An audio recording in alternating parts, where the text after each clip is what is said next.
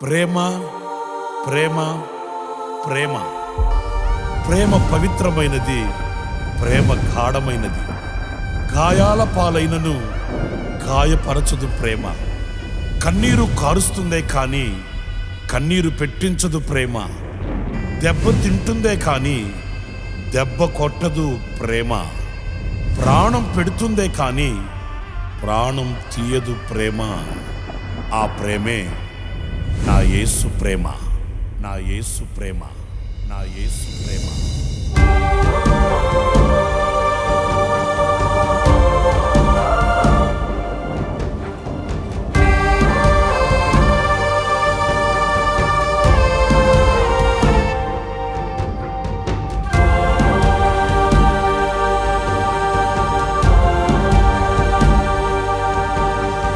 నా హృదయమా,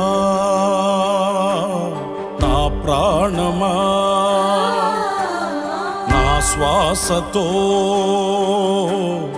అనుబంధమా, నా కొరకే నరరూపివై నా పాప భారము మోసి, నా కొరకే నరరూపివై నా పాప భారము మోసి, నా కొరకే బలి అయినది నీవే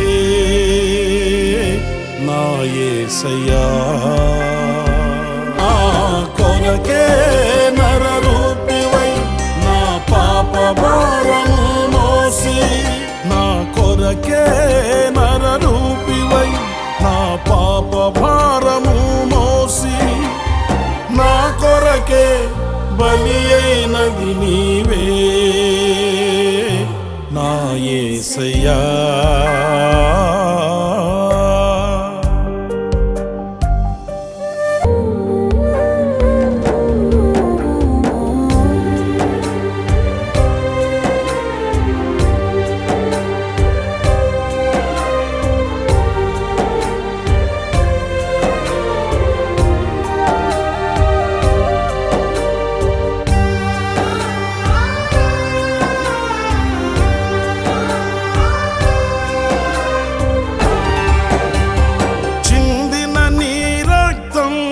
పారెను సెలయేరై, చీల్చబడిన దేహం ఓర్చెను ఆభారం.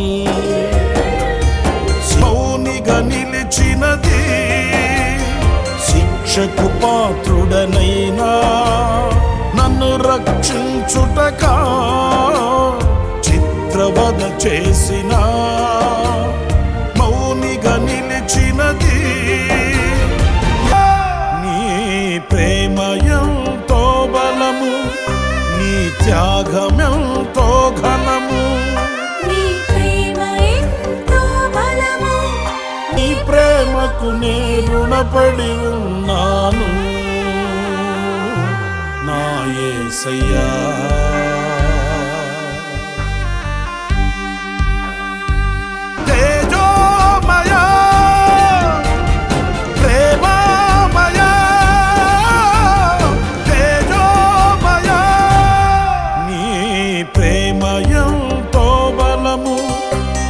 త్యాగమెంతో ఘనము, ఏ వివరించలేనయ్యా నా యేసయ్యా. ఆహా పాప భారము మోసి నా కొరకే బలి అయినది నీవే నా యేసు.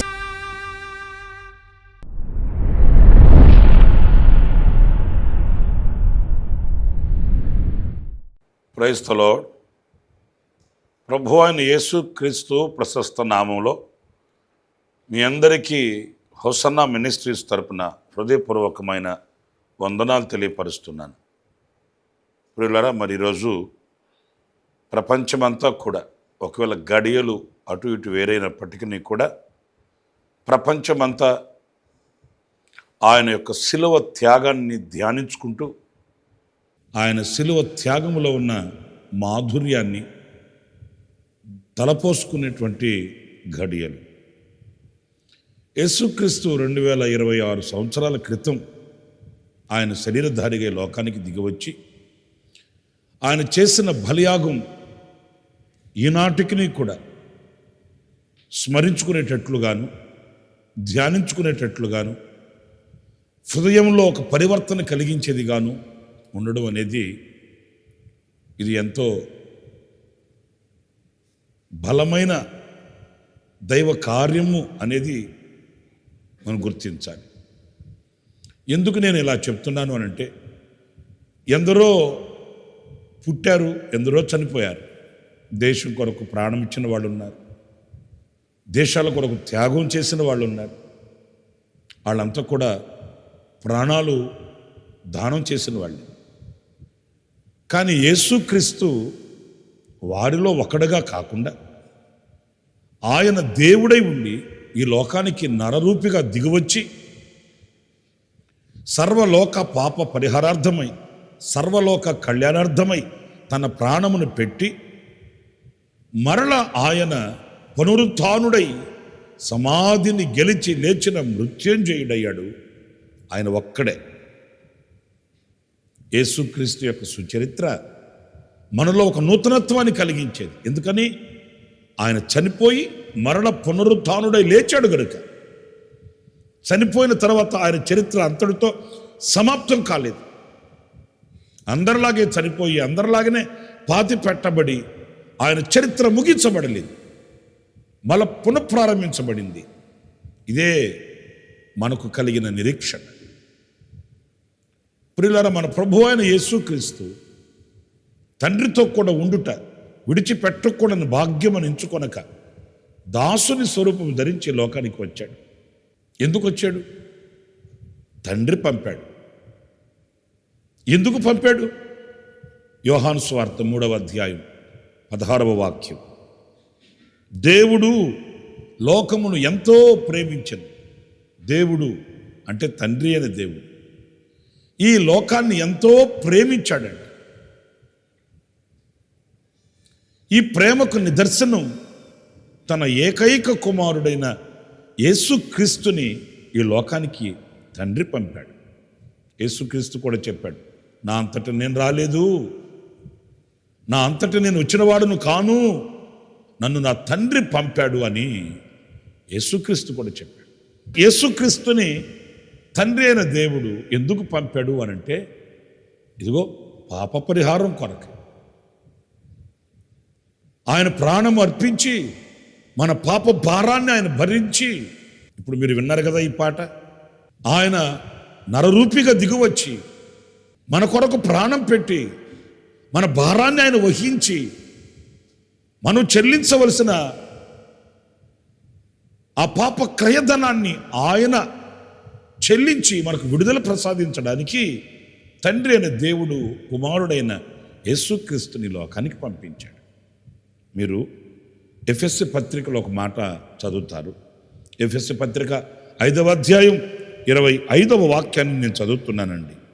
అటువలనే క్రీస్తు కూడా సంఘమును ప్రేమించి, ప్రియులారా చూస్తున్నారా, సంఘమును ప్రేమించి అటువలనే సంఘాన్ని ఆయన ప్రేమించి అది కళంకమైనను ముడతయైనను అట్టిది మరి ఏదైనను లేక పరిశుద్ధమైనది గాను నిర్దోషమైనది గాను మహిమ గలది గాను ఆయన ఎదుట దానిని నిలవబెట్టుకొనవలెనని వాక్యముతో ఉదక స్నానము చేత దాన్ని పవిత్రపరచి పరిశుద్ధపరచుటకై దాని కొరకు తన్ను తాను అప్పగించుకొనెను. మన ప్రభు అయిన యేసుక్రీస్తు సంఘం కొరకు తనను తాను అప్పగించుకున్నాడండి. అవును, ఆయన సంఘాన్ని ప్రేమించాడు గనుక ఆయన ప్రేమించిన సంఘం కొరకే ప్రాణాన్ని పెట్టాడు. ప్రేమించాను అని మాట చెప్పడం కాదు, ప్రేమించాను అని వ్రాతపూర్వకంగా వ్రాసివ్వడం కాదు, క్రియారూపకమై ఆయన తన ప్రాణాన్ని పెట్టాడు. యేసుక్రీస్తు సిలువలో వేలాడిన ఆ వైనం, ఆ వైఖరి చూస్తే గుండెలు ద్రవించిపోతాయి. మీరు విన్న ఈ పాటలో చాలా కఠోరమైన హృదయం ద్రవించిపోయే అనుభవాలు మీరు చూసి ఉంటారు. ఎందుకు ఆయన అలాగ చిత్రవదన చేయబడ్డాడు? ఎందుకు అలా బాధింపబడ్డాడు? అలాగ హింసిస్తున్నప్పటికీ ఎందుకు మౌని అయి నిలిచాడు? తన కొరక, తాను చేసిన అతిక్రమాల కొరక, తాను చేసిన అవిధేయత కొరక? తానే కాదు కదా. ఆయన పరిశుద్ధుడు, పవిత్రుడు, నిష్కళంకుడు, ఆది సంభూతుడు. మరి ఇంత పవిత్రుడైన దేవుడు ఎందుకు ఎలాగ చిత్రవదన చేయబడిన వాడై, నలగగొట్టబడిన వాడై, నాగటి చాళ్ళు వలి వీపు దున్నబడినప్పుడు ఆయన ఎందుకు మౌనంగా ఉన్నాడు? ఆయన సంఘాన్ని ప్రేమించాడు గనుక, ఆ సంఘం ఉదక స్నానం చేయబడి పవిత్రపరచబడి పరిశుద్ధపరచబడాలి గనుక ఆయన ప్రాణాన్ని పెట్టాడు. ప్రియులారా, ఏదో వెండి బంగారముల వలన, క్షయమైపోయే వస్తువుల వలన ఆయన మనల్ని విమోచించలేదు, మనల్ని కొనలేదు. సాక్షాత్తు తన ప్రాణాన్ని మన కొరకై ఆయన వ్యయపరిచాడు. ఘోరమైన మరణాన్ని ఆయన పొందాడు. తులువల మధ్య ఆయన వ్రేలాడుతూ రక్తసిక్తమై రక్తపు ముద్దగా మారిపోయినవాడు. ఆయన శరీరంలో రక్తమంతయు కారిపోయి ఆయన శరీరంలో ఉన్న నీరు కూడా కారిపోయింది ఆయన ప్రక్కలో పొడిచిన బల్లెపు పోటు ద్వారా. ఆయన కొరకంటూ ఇంక ఏమీ మిగుల్చుకోలేదు, ఇక ఏమీ మిగిలి ఉండలేదు. అంతగా ఆయన మనల్ని ప్రేమించాడు, అంతగా ఆయన సంఘాన్ని ప్రేమించాడు. ఆఖరి క్షణంలో కూడా ఆయన మీద మోపబడిన ఆ పాప భారమును బట్టి ఆయనను వేధించిన, హింసించిన, బాధించిన వారి మీద శిక్ష వస్తుందేమోనని ఆఖరి క్షణంలో కూడా, తండ్రి వీరేమి చేయుచున్నారో వీరెరుగరు కనుక వీరిని క్షమించమని క్షమభిక్షను పెట్టిన దాత యేసుక్రీస్తు అక్కడే. ఆయన తన సంఘాన్ని ప్రేమించాడు గనుక, ప్రేమించిన సంఘం కొరకు ప్రాణం పెట్టాడు. అన్యాయమైన తీర్పులు తీర్చి ఆయనను కొరడాలతో కొట్టి ఆ కొరడాలకున్న ముళ్ళు ఆ శరీరాన్ని చీల్చి వేస్తూ మాంసపు ముద్దగా మారిపోయినప్పుడు కూడా ఎంత ప్రేమించాడో, ఎంత ప్రేమించాడో. ప్రియమైన దేవుని బిడలారా, అది ఆయనకే సాధ్యం. ఇంకెవ్వరూ ఆయన స్థానంలో నిలవడానికి యోగ్యులు లేరండి. దేవుళ్ళు అని చెప్పుకునే వాళ్ళు చాలామంది ఉన్నప్పటికీ కూడా ఎవరిని కూడా మనం ఆయన స్థానంలో చూడలేమండి. ఎవరికి ఇది సాధ్యము కాదు. యేసయ్య ఒక్కడే లోకం కొరకు ప్రాణం పెట్టి లోకానికి ప్రేమ అని విత్తనాన్ని విత్తి ఆ ప్రేమ అనే మహావృక్షాన్ని పెంచినవాడు యేసయ్య ఒక్కడే. ఆయన ప్రేమ ప్రాణం పెట్టింది. ఆయన ప్రేమ వలన మనకు రక్షణ దొరికింది. అంతేకాదు, పరిశుద్ధ గ్రంథంలో లాజర్ని ఆయన ప్రేమించాడంట. చనిపోయాడు లాజరు. మీరు యోహాను సువార్త 11వ అధ్యాయంలో ఇప్పుడు నేను చెప్పే మాటలు మీరు చూస్తారండి. లాజరు చనిపోయాడు. ఆ కుటుంబానికి కన్నీళ్లు కలిగాయి, వేదన కలిగింది, బాధ కలిగింది. ప్రేమించాడు గనుక లాజర్ని యేసయ్య అతనికి ప్రాణం ఇచ్చాడు. ఇక్కడ చూడండి, సిలువలో తన ప్రాణాన్ని ఆయన అప్పగించుకున్నాడు, సిలువలో తన ప్రాణాన్ని పెట్టాడు. ఇక్కడ తాను ప్రేమించిన లాజరుకు ప్రాణం ఇచ్చాడు.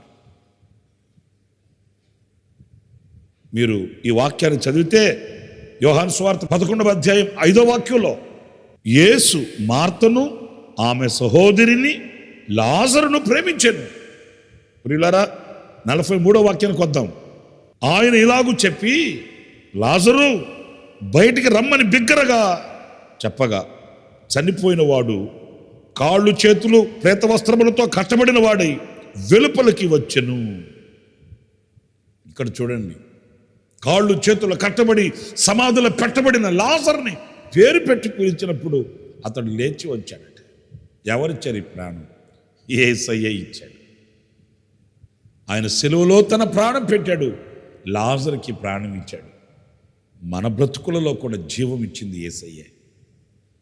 మన బ్రతుకులలో కూడా ప్రాణం ఇచ్చింది యేసయ్య. ఆయన సిలువకు అందుకే దిగి వచ్చాడు, సింహాసనాన్ని విడిచి. మీరు ఎంతగా ఆయన సిలువ ధ్యానాన్ని ధ్యానిస్తున్నారో నాకు తెలియదు. యేసయ్య శిలువలో పలికిన 7 మాటల్ని ధ్యానించుకుంటూ ఉంటాం. ప్రపంచానికి అవి సప్త స్వరాలు, మానవాళికి ఒక నూతనత్వాన్ని ప్రసాదించడానికి పలకబడిన ముత్యము లాంటి మాటలు. మరి ఆయన ప్రేమలో ఉన్న ఆంతర్యాన్ని మనం గ్రహించిన వారమే అయితే ఆ శిలువ ధ్యానము వలన మనము కూడా ఆయన్ని గాఢంగా ప్రేమించగలుగుతాం. మనల్ని ప్రేమించే వారిని మనం ప్రేమించకుండా మనల్ని నాశనానికి ఈడ్చుకుని వెళ్ళే వాటిని మనం ప్రేమించడం ఏంటి? మన కొరకై ప్రాణం పెట్టిన వాని కొరకై సమర్పించుకోకుండా మనల్ని అగాధంలోనికి ఈడ్చుకుని వెళ్ళే వాటిల్ని అనుసరించడం ఏంటి అనేది మనం గుర్తించాలి. నా ప్రియ సహోదరులారా, శిష్యుల్ని యేసయ్య ప్రేమించాడంట. పరిశుద్ధ గ్రంథంలో యోహాను సువార్త 13వ అధ్యాయం 34వ వాక్యాన్ని చదువుతున్నానండి. నేను మిమ్మల్ని ప్రేమించినట్లే మీరును ఒకరినొకరు ప్రేమింపవలెను. నేను మిమ్మల్ని ప్రేమించినట్లే యేసయ్య తన శిష్యులను ప్రేమించాడంట. వీళ్ళ చూడండి, ఆ ప్రేమకు క్రియారూపకం ఏంటని నేను చెప్పనా? ఆయనని తీసుకుని వెళ్ళి అన్యాయమైన తీర్పులు తీర్చి సిలువ వేసి చంపేశాను. యేసయ్య ఆఖరిగా తలవాల్చి, తండ్రి నీ చేతికి నా ఆత్మను అప్పగించుకొనుచున్నాను అని యేసయ్య తనకు తానే తన ప్రాణాన్ని తండ్రికి అప్పగించుకొని ప్రాణం విడిచేశాడు. యేసయ్యకి అలా జరిగింది. ఇక శిష్యులంతా భయపడిపోయారు. గదిలోకి వెళ్ళిపోయి తలుపులు వేసేసుకున్నారు. మరికొందరు ఎమ్మాయి మార్గాన్ని పట్టారు. బాధాకరమైన విషయం, వాళ్ళలో ఆ ముందు ప్రభు చెప్పినటువంటి మాటలు జ్ఞాపకోలేకపోయాయి. అలజడి పాలైపోయారు. పేతురు అన్నాడు, ఇంకేముంది, జరగాల్సింది జరిగిపోయింది, ఇప్పుడు ఏడ్చి ప్రయోజనం ఏముంది? బోధకుడేమో చనిపోయాడు, ఆయన ఆధారం చేసుకుని మనం అన్ని విడిచిపెట్టి వచ్చేసాం. నేను వెళ్ళి చేపలు పట్టుకుంటాను బాబా అని పూర్వ కర్తవ్యానికి వెళ్ళిపోయాడు. ఆయనతో కొందరు కలుసుకున్నారు. ఇక్కడ మనం ధ్యానించవలసింది, యేసుక్రీస్తు పునరుద్ధానుడైన తర్వాత ఆయన వాళ్ళని వెతుక్కుంటూ వెళ్ళాడంటండి. గలిలయ సముద్ర తీరంలో వారికి ఆయన కనిపించాడు. మనకెంతో ఆనందాన్ని కలిగించే మాటలండి. వాళ్ళని చూసి ద్రోహులారా అని కానీ, నమ్మక ద్రోహులారా అని కానీ, నాకు ఇలా జరగగానే నాకు దూరం అయిపోయి ఇలాగ వచ్చేస్తారా మీరు? ఇదేనా నేను మీకు బోధించింది? ఇదేనా మీరు నేర్చుకుంది? ఇదేనా మీరు నన్ను ప్రేమించింది అని నిందించలేదండి. ఎంత దయాగుణంతో వాళ్ళని పిలుస్తున్నాడు తెలుసండి. 21వ అధ్యాయం 5వ వాక్యం చదువుతున్నాను. యేసు, పిల్లలారా, భోజనమునకు మీ యొద్ద ఏమైనా ఉన్నదా అని వారిని అడుగక, లేదని వారు ఆయనతో చెప్పిరి. పిల్లలారా, చూడండి ఆ ప్రేమ చూడండి. యేసయ్య చనిపోయాడని వీళ్ళంతా చల్లాచెదరైపోతే ఆ చల్లాచెదరైపోయిన వారిని పిలుస్తున్నాడు. పిల్లలారా, శ్రమ పడుతున్నారే, కష్టపడుతున్నారే, రెక్కల ముక్కలు చేసి రక్తం ఆవిరి చేస్తున్నారే, ఏమైనా భోజనానికి మిగిలిందా? భోజనానికి ఉందా? లేదయ్యా. అప్పుడు ఆయన, దోణి కుడి ప్రక్కన వలవేయుడి, మీకు దొరుకునని చెప్పాను గనుక వారు అలాగూ చేయగా చేపలు విస్తారముగా పడినందున వల లాగలేకపోయిరి. 10వ వాక్యం చదువుతున్నాను. యేసు, మీరిప్పుడు పట్టిన చేపలలో కొన్ని తీసుకొని రండని వారితో చెప్పగా 13వ వాక్యం, యేసు వచ్చి ఆ రొట్టెను తీసుకొని వారికి పంచిపెట్టెను, అలాగే చేపలను కూడా పంచిపెట్టాను. ఎంత ప్రేమ కలిగిన దేవుడు! వారిని వెతుక్కుంటూ వెళ్ళి వారిని దర్శించి వారిని పిలిచి వాళ్ళ ఆకలి తీర్చి వాళ్ళకు రొట్టె పంచి చేపలు పంచి వాళ్ళ కడుపు నింపాడు. ఎందుకంటే యేసయ్య లేడు కదా, బోధకుడు లేడు కదా, ఇక మనం ఎలాగ బ్రతుకుతాం, ఎలాగ మన జీవనం ఏంటి అని కదా వాళ్ళు అల్లాడిపోతున్నారు. ఈ స్థితికి దిగజారిపోయారు. అదే దేవుడు వాళ్ళకి, నేను మిమ్మల్ని విడిచిపెట్టలేదు, మిమ్మల్ని ఆకలి చావులు చంపేవాడిని కాదు, మిమ్మల్ని అనాథులుగా చేసేవాడిని కాదు, తలవంపులు కలిగించేవాడిని కాదు అన్నట్లు దేవుడు వారికి గొప్ప ఆశీర్వాదాన్ని కలిగించాడు. నా ప్రియమైన సహోదరులారా, ఆ ప్రేమ కలిగిన దేవునికి ఏమి ఇచ్చి రుణం తీర్చుకోగలుగుతాం? ఆ ప్రేమ కలిగిన దేవునికి ఏమి ముట్టని చెప్పగలుగుతాం? జీవితాన్ని ఆయన పాదాల దగ్గర పెట్టి ఆ పాదమస్తకం ఆయనకు అంకితం చేయడం తప్ప మరొక్కటేమీ కూడా లేదు. ఈ సిలువ ధ్యానం, సిలువను గూర్చిన వార్త మన గుండెల్లో ఎప్పుడు ప్రతిధ్వనిస్తూ ఉండాలని ఆశిస్తూ ఈ మాటలు ముగిస్తున్నాను. తలలు వంచండి, ప్రార్థన చేసుకుందాం. జీవాధిపతి అయిన ప్రభువా, మీకు వందనాలు నాయన. మా కొరకు మీరు ప్రాణం పెట్టావయ్యా. మీరు మమ్మల్ని ప్రేమించిన ప్రేమకు నిదర్శనం క్రియారూపకంగా చూపెట్టావు. మేమేమీ చెల్లించలేం. మా జీవితాన్ని మీ చేతులకు పెట్టుకుంటున్నాం. మా జీవితాన్ని మీకు అప్పగించుకుంటున్నాం, మీకు సమర్పించుకుంటున్నాం, మీ పాదాల దగ్గరగా కానుకగా అర్పించుకుంటున్నాం. ఎందుకంటే ఇంత ప్రేమను చూపిన మీకు మేమేమని ఇవ్వగలము, ఏమని చెప్పగలము నాయన? కృతజ్ఞులమై శిరస్సు వంచి నమస్కరిస్తున్నాం. మా కొరకు పిండబడ్డావు, మా కొరకు గాయపరచబడ్డావు, మా కొరకు దెబ్బలు తిన్నావు, మా కొరకు ప్రాణమే పెట్టేసావయ్యా. నైనా ఈ సిలువ దర్శనాన్ని మా జీవితాంతం మేము కలిగి ఉండడానికి సహాయం చేసి, మీ త్యాగానికి కృతజ్ఞతమై బ్రతకడానికి కృపను అనుగ్రహించి, మీ రక్తపు కోటలో మమ్మల్ని భద్రపరిచి మీ మనసులో మమ్మల్ని దాచుకున్నామని యేసు నామములో ప్రార్థించి వేడుకొనుచున్నాను తండ్రి. ఆమేన్.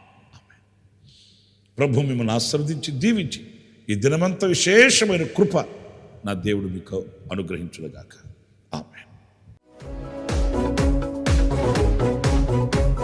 ప్రతిదినము ఈ అనుదిన కృపాను సందేశముల కొరకు, ఇంకా మరిన్ని ఆత్మ సంబంధమైన సందేశాల కొరకు ఈ మా యూట్యూబ్ ఛానల్ ను సబ్స్క్రైబ్ చేసుకోండి.